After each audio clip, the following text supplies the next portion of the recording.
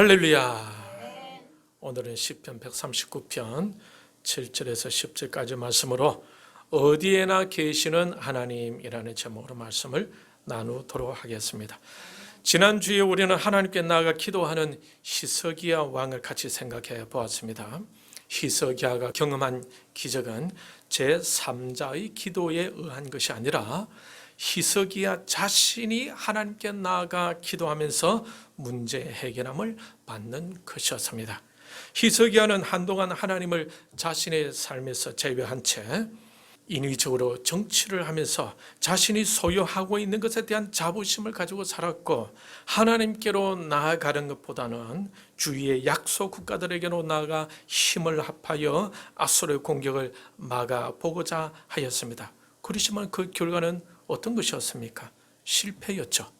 그러는 중에 그는 하나님께 나아가 기도했고, 그러자 하나님은 그의 기도를 들으시고 여호와의 사자를 보내주셔서 아수르 진영에 있던 군사 18만 5천 명을 모두 송장으로 만드는 그러한 장면을 직접 목격하게 됩니다. 이때부터 히스기야는 자신의 소유물에 초점을 맞추고 있던 것을 하나님께로 초점을 맞추게 되고, 주위의 약소 국가들에게 주던 눈길을 하나님께로 다시 돌리게 되었던 것입니다.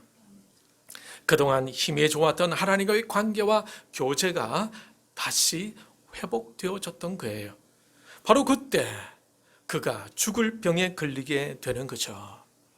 마침 그가 하나님과의 교제를 회복하고 있을 그때 그런 일이 일어나게 된 것입니다. 여러분, 참으로 다행스러운 일이라 생각되지 않습니까? 만약 그가 하나님과의 관계가 아주 멀어진 상태, 죄를 지으면서 깊은 수렁에 빠져 헤매고 있거나 자신의 소유물에 잔뜩 자부심을 갖고 주위의 약소 국가들과 동맹을 맺으며 그들을 의지하고 있는 상태에서 그가 만약 죽을 병에 걸렸었다면 아마 그는 하나님을 생각하지도 못하고 절망 속에서 비관하며 생애를 그렇게 보내지 않았겠나 하고 생각해 봅니다. 그런데 그가 영적으로 회복되고 있을 때 그때 죽을 병에 걸리게 되었다라는 것입니다.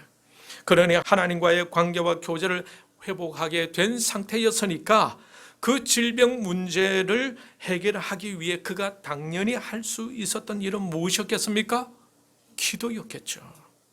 그러니 신자가 공경에 처해 있을 때 기도는 최고의 해결 방법이 되는 것입니다. 여러분은 무슨 일이 생길 때 쉽게 기도 장소를 찾게 되거나 하나님께 나가 기도를 하게 된다는 것이 얼마나 감사한 일인지 몰라요. 여러분은 어떻습니까? 복잡한 일이 생길 때에 하나님께 기도하게 됩니까? 성가신 일이 생길 때에 하나님을 찾게 됩니까? 해결해야 할 문제가 생길 때 하나님을 의지하고 어떤 목표가 생길 때 그 목표를 이루기 위해 먼저 하나님의 도우심에 집중하게 되던가요? 고난이 올 때 히스기야처럼 단순하게 하나님을 먼저 찾으시는 여러분들이 다 되시길 바랍니다. 히스기야도 이전에는 그렇지 못했었지만 그가 완전히 달라졌어요. 지난번에 언급했듯이 지금로부터 50년 전에 미국에서 태양계 끝을 향해 쏘아 올렸던 보이저 1호가 현재 240억 킬로미터를 날아가고 있는데 마침 작년 2023년 말에 고장이 났었다고 지난주에 말씀드렸죠. 그런데 지구에서 원격 조정해서 그 우주선에 고장 난 것을 고쳤다는 것이 아닙니까? 그 먼 거리에서 어떻게 고쳤겠습니까? 전파의 파장에 정보를 실어서 멀리 240억 킬로미터에 떨어져 있는 우주선의 컴퓨터를 고쳤다는 거예요. 그 먼 거리, 240억 킬로미터라는 거리도 정보를 전달하는 데 있어서 오늘날 발달된 과학은 아무런 어려움이 없었다라는 겁니다.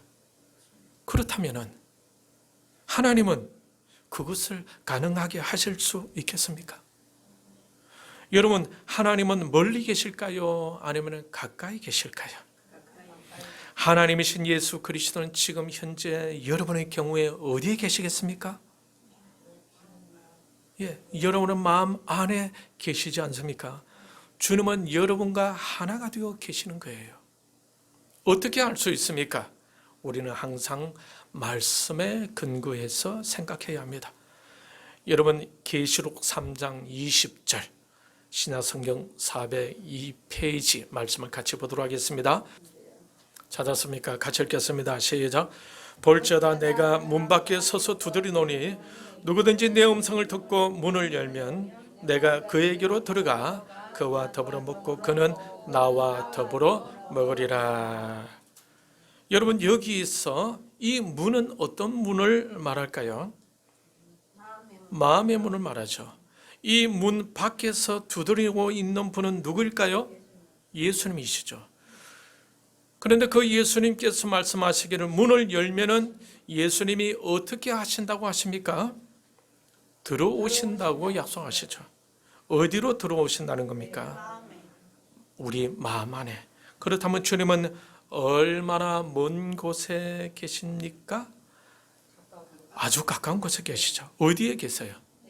우리 마음 속에 계십니다. 자, 한 가지 더 질문을 드리겠습니다. 그렇다면은 우리 마음 안에 계시는 주님은 우리 마음 밖에서는 동시에 존재할 수가 없는 걸까요? 아니죠. 동시에 존재할 수가 있는 것입니다. 하나님이신 예수님은 우리 마음 안에 계시면서도 우리 마음 밖에서도 동시에 계실 수 있는 분이십니다. 우리 하나님은 안 계신 곳이 없으신 분이시죠. 이것을 신학적으로 어떻게 표현한다고 했습니까? 편재하신다라고 합니다. 한자로 보게 되면은 두루 편자에 이슬 제자로 되어 있습니다. 그러니 두루 널리 퍼져 존재하신다는 의미가 되는 겁니다. 두루 퍼져 존재한다는 이 의미는 사실 인간적으로 볼 때 이해가 쉽게 되지 않습니다. 왜 그렇습니까? 이 세상에서 우리가 많은 물질을 보지만은 두루 퍼져서 동시에 존재하는 것을 보지 못했기 때문이죠. 그래서 편재한다는 이 의미는 사실상 인간적으로는 이해가 쉽지 않는다라는 거예요. 그런데 과학이 발달하면서 이러한 부분들도 이제 이해하는 시대가 되었습니다. 지난번에도 말씀드린 바와 같이 태양 내부에서 핵융합 폭발로 빛이 나가게 되는데 그때 중성미자라는 입자도 나오게 된다고 말씀드렸죠. 그 중성미자가 온 우주로 퍼져가게 됩니다. 이 입자가 태양에서 계속해서 나오게 되니까 온 우주에는 늘 순간순간 이 입자로 가득 차 있게 된다는 거죠. 우주를 여러 방향에서 단면으로 잘라본다면 그 단면에는 항상 중성미자라는 입자가 존재하게 되는 것입니다. 눈에 보이지 않는 미시세계에는 이러한 현상이 일어나고 있다는 거예요. 그리고 양자역학에서는 얽힘 현상이라는 것이 있습니다. 이 양자 얽힘 현상이란 어떤 것인가 하면은 어떤 물체에서 한 부분이 떨어져 나간다면은 그 부분은 아무리 멀리 떨어져 있더라도 우주 끝에 있더라도 보이지는 않지만 서로 연결되어 있다는 것입니다. 그러면서 과학 분야 쪽에서는 빅뱅으로부터 시작된 우주는 한 곳에서 폭발하여 퍼져나갔기 때문에 모든 것이 다 연결되어 있다고 주장합니다. 미시세계에서는 그러한 현상이 나타난다고 과학자들은 말하고 있어요. 미시세계란 어떤 세계를 말합니까? 전자현미경으로 보아야만 보이는 그러한 초작은 세계를 미시세계라고 합니다. 그러한 미시세계에서 조금 더 나아가게 되면 어떤 세계가 나올까요? 영적인 세계가 나오게 되겠죠. 미시세계에서도 모든 것들이 얽혀 있다면 영적인 세계는 어떻겠습니까? 하나님께서는 좀 더 높은 차원으로 온 우주에 두루 퍼져 있게 되지 않겠습니까? 여러분 오늘 본문을 다시 같이 한번 읽어보도록 하겠습니다. 시편 139 편 7절에서 10절까지 말씀입니다. 같이 읽겠습니다. 시작. 내가 주의 영을 떠나 어디로 가며 주의 앞에서 어디로 피하리까? 내가 하늘에 올라갈지라도 거기 계시며 서울에 내 자리를 펼지라도 거기 계시니이다. 내가 새벽 날개를 치며 바다 끝에 가서 거주할지라도 거기서도 주의 손이 나를 인도하시며 주의 오른손이 나를 붙드시리이다. 시편 기자는 주님을 떠나 피하고 싶지만은 어디로 가서 피할 수 있겠느냐고 묻고 있습니다. 하늘에도 계시고 서울에도 계시고 새벽에 바다 끝에 간다 할지라도 거기도 계시니 그 주님을 인정하고 그 주님 앞에 자신의 모든 것을 내려놓고 주님의 손이 자신을 인도해 주시고 주님의 오른손으로 자신을 붙들어 주시기를 소망하고 있는 것입니다. 어디에나 계시는 하나님. 이 시편을 기록한 저자는 바로 다윗인데 다윗은 온 세상에 편재하고 계시는 하나님을 인정하고 있습니다. 그 하나님을 묵상하면서 하나님의 살펴주심을 기대하며 자신을 영원히 인도해 주실 것을 위해 기도하고 있는 거예요. 23절, 24절을 같이 읽겠습니다. 시작. 하나님이여 나를 살피사 내 마음을 아시며 나를 시험하사 내 뜻을 아옵소서. 내게 무슨 악한 행위가 있나 보시고 나를 영원한 길로 인도하소서. 온 우주에 두루 퍼져 존재하시는 하나님을 다윗은 인식하고 있었다는 겁니다. 그 하나님을 의식하면서 그가 어떻게 기도하고 있습니까? 자신을 살펴달라고 기도하고 있죠. 자신의 마음과 자신의 뜻을 아시고 혹 자신이 무슨 악한 행위를 범하지 않는지를 보시고 하나님이 이끄시는 영원한 그 길을 따라 살고 싶다는 것이 바로 다윗의 마음이었던 겁니다. 우리 하나님은 어떤 분이십니까? 어디에나 계시는 하나님이시죠. 우리가 자는 방에도 존재하시고 우리가 일하는 일터에도 존재하시고 우리가 공부하는 학교에도 계시고 우리가 차를 타고 멀리 드라이브 할 때도 그곳에 계시는 분이 바로 다윗이 고백했던 그 하나님, 히스기야가 경험했던 그 하나님, 편재하신 하나님, 전지전능하신 하나님이신 겁니다. 그런데 많은 크리스찬들 중에 순간순간 이 하나님을 의식하며 사는 사람들은 과연 어느 정도 될까요? 바쁘다 보면은 자신이 하는 일에 집중하다 보면은 걱정스러운 일에 집중하다 보면은 스트레스를 주는 일에 빠지다 보면은 우리는 그때 그 곁에 계시는 하나님을 의식하지 못하고 육신적으로 살아가는 경우가 많지 않겠습니까? 예배에 참석하는 사람들에게도 그러한 현상이 일어날 수도 있겠죠. 기도 열심히 하는 사람들에게도 그러한 현상이 일어날 수도 있지 않겠습니까? 여러분은 어떻습니까? 여러분은 어디를 가든지 하나님을 의식하고 하나님을 생각하는 경우가 어느 정도 되십니까? 여러분, 우리가 사랑하는 사람이 생기게 되면은 일하면서도 그 사람을 생각해요, 안 해요? 하죠. 길을 가면서도 생각하죠. 자면서도 생각합니다. 가수 최성수의 노래 중에 동행이라는 노래가 있는데 그 노래 가사말 중에 이런 부분이 있습니다. 어디로 가야만 하나 어둠에 갈 곳 모르고 외로워 헤매는 미로 누가 나와 같이 함께 울어줄 사람이 있나요? 누가 나와 같이 함께 따뜻한 동행이 될까? 사랑하고 싶어요. 빈 가슴 채울 때까지 사랑하고 싶어요. 여러분, 이 땅에서 살다 보면은 이 노래말처럼 혼자가 되어 외로울 때가 있습니다. 그런데 그때 누가 같이 있을까요? 하나님이 계시죠. 누가 나와 같이 함께 해줄 따뜻한 동행이 될까? 하나님이 충분히 해줄 수 있습니다. 사랑하고 싶어요. 빈 가슴 채울 때까지 사랑하고 싶어요. 사랑하는 것 좋죠. 곁에 계신 하나님을 먼저 생각하고 그분을 사랑하면 얼마나 좋겠습니까? 어디에나 계시는 하나님이시니 우리가 어디를 가든지 그곳에도 계시지 않겠습니까?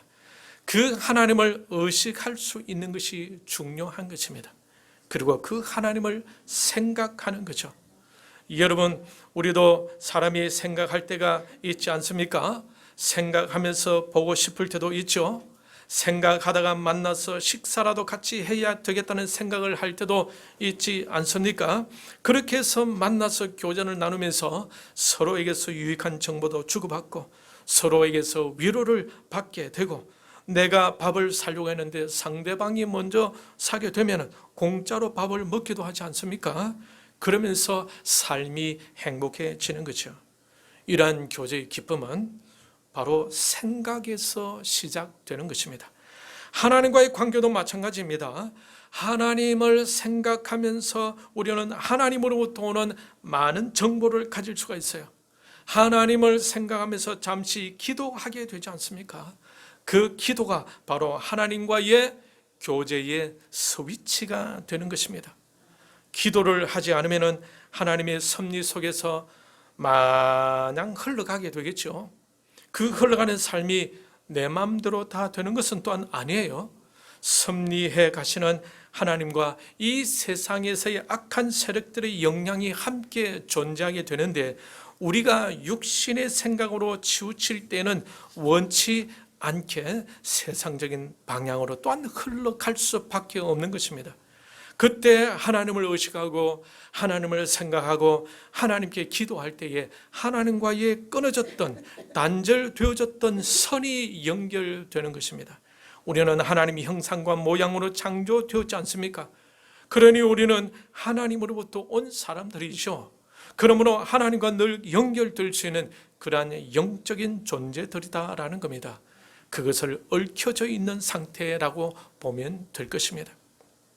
하나님을 의식하지 못하고 하나님을 생각하지 아니하면은 우리는 하나님과의 스위치가 잠시 꺼져 있는 상태, 교제가 잠시 단절된 상태가 되는 것입니다.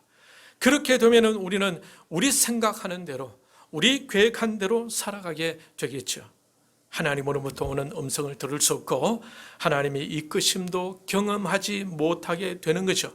죄를 지어도 죄책감을 느낄 수가 없어요. 왜냐하면 하나님과의 교제 스위치가 꺼져 있기 때문입니다. 하나님을 의식하지 못한 상태에 있다 보니까 죄의식도 전혀 느끼지 못하게 되는 겁니다. 우리도 사람들끼리 교제가 잘 되지 않아 서로 멀리 떨어져 있을 때가 있지 않습니까?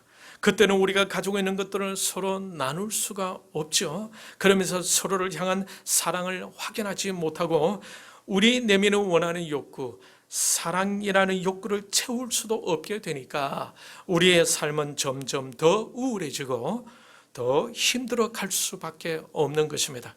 이웃들은 곁에 있지만 고독하게 살아가게 되는 거죠. 이것을 우리는 대중 속의 고독이라고 말을 합니다. 사람들 속에 있으면서도 외롭게 고독하게 살아가게 된다는 것입니다. 인생을 살아가다 보면 때로는 이러한 고독한 시간이 주어질 때가 있어요. 그때 우리가 우주의 편재에 계신 하나님, 어디에나 계시는 하나님을 확실히 믿고 그분을 의식할 수 있다면 우리는 그 외로움 속에서도 하나님과 동행하는 삶을 살 수가 있지 않겠습니까? 이러한 삶을 아브라함이 살았고 이삭과 야곱과 요셉과 모세와 여호수아와 갈렙 같은 신앙의 위인들이 그렇게 살았던 것입니다. 사랑하는 성도 여러분, 여러분도 신앙의 위인들처럼 그렇게 살아갈 수 있기를 바랍니다. 어디에나 계시는 하나님을 의식하고 그분의 인도하심을 받을 수 있기를 바랍니다. 할렐루야. 혼자서 외롭게 느껴지십니까? 함께 하시는 하나님을 의식하십시오. 여러분은 혼자서 힘이 드십니까? 날 때부터 걷지 못하던 사람이 베드로를 만나 걷고 뛰고 하나님을 찬양하는 모습을 떠올려 보십시오. 죽을 병에 걸렸던 히스기야가 하나님께 나아가 기도하여 15년의 삶을 연장하게 된 것을 생각하면서 히스기야의 기도에 응답해 주신 하나님을 의식하고 그분을 묵상할 수 있기를 바랍니다. 여러분 사랑을 받고 싶습니까? 여러분을 사랑하셔서 십자가에 달리신 예수님을 생각하십시오. 그분은 여러분이 필요로 하는 모든 사랑을 부어주셨어요. 영원한 그 사랑은 바로 여러분 안에 있는 것입니다. 주님이 여러분 안에 계시기 때문에 그렇습니다. 하나님과의 연결 스위치를 자주 켜시기를 바랍니다. 지금 곁에도 계시고 우주의 편재에 계신 하나님을 의식하십시오. 생각하십시오. 그리고 그분께 나가십시오. 그리고 기도하십시오. 캄캄한 방에 전기 스위치를 켜면은 불이 오면서 방 안이 환해지지 않습니까? 뿌옇게 먼지 앉아있는 여러분의 영적 스위치를 켜시길 바랍니다. 하나님과의 교제의 스위치를 켜십시오. 그 스위치가 연결되게 되면은 여러분을 향하는 하나님의 사랑과 은혜와 능력과 복을 경험하게 되고 하나님의 이끄심을 경험하게 될 것입니다. 그 스위치는 하나님을 의식하는 것이고 그 스위치는 하나님께 나아가 기도하는 것입니다. 우리 하나님은 어디에 계십니까? 세상 어디에나 계시는 분이시죠. 그 하나님을 여러분 의식하시길 바랍니다. 하늘에도 계시고 바다 끝에도 계시고 온 우주의 편재에 계시는 분이 하나님이세요. 240억 킬로미터에서도 고장난 우주선을 인간이 지구에서 고쳤지 않습니까? 그렇다면 하나님은 어떻게 할 수가 있겠습니까? 여러분이 아무리 멀리 떨어져 있다 할지라도 여러분이 기도하면 바로 즉시 그 기도를 들어주실 수 있는 분이 바로 하나님이십니다. 그런데 그 주님이 여러분 마음 안에 계신다는 것이 아니겠어요? 눈길만 하나님께 주어도 바로 하나님은 그것을 아시고 긍휼의 눈으로 여러분을 바라봐 주실 것을 믿습니다. 그러므로 매일매일 순간순간 그 하나님을 의식하는 훈련을 해갈 수 있기를 바랍니다. 그러면서 하나님과 대화하고 그분과 동행하는 일에 익숙해지기를 바랍니다. 그러기 위해서는 여러분에게 무엇이 필요할 것 같습니까? 그 하나님을 여러분의 삶의 우선순위에 두는 것입니다. 어떤 일을 하더라도 항상 먼저 하나님을 생각하고 항상 먼저 하나님께 묻고 항상 하나님으로부터 오는 답을 기다릴 줄 아는 훈련을 해 가야 할 것입니다. 오늘 본문 시편 139편 23절 24절 말씀을 읽으면서 말씀을 마무리하도록 하겠습니다. 같이 읽겠습니다. 하나님이여 나를 살피사 내 마음을 아시며 나를 시험하사 내 뜻을 아옵소서. 내게 무슨 악한 행위가 있나 보시고 나를 영원한 길로 인도하소서. 다윗은 늘 하나님이 자신의 마음과 삶을 살펴봐 주시기를 기도하고 있습니다. 자신을 시험하셔서 거룩하게 하나님의 뜻 앞에 설 수 있도록 도와달라고 기도하고 있어요. 자신이 악한 행위를 하는 것은 없는지 늘 살펴봐 주시기를 위해 기도하고 있습니다. 그리고 다윗은 마지막으로 이렇게 하나님께 당부하고 있죠. 어떻게 당부하고 있습니까? 나를 영원한 길로 인도하소서. 하나님이 이끄시는 길은 영원한 길입니다. 생명의 길입니다. 복된 길입니다. 다윗은 그 길을 가기를 원했던 것이죠. 왜 그렇습니까? 하나님과 동행하는 그 길이 행복한 길이니까요. 저와 여러분도 이 길을 함께 가기를 축복합니다. 사랑하는 성도 여러분, 하나님은 어디에 계십니까? 어디에나 계시는 분이시죠. 그것을 확신하고 그 하나님을 순간순간 의식하고 바라보면서 하나님이 제시하시는 그 영원한 길을 걸어가면서 날마다 감사와 기쁨과 행복을 경험하고 하나님의 뜻을 이루어 드리는 저와 여러분들이 다 되시기를 주님의 이름으로 축원합니다. 이 시간 말씀을 생각하면서 같이 기도하겠습니다.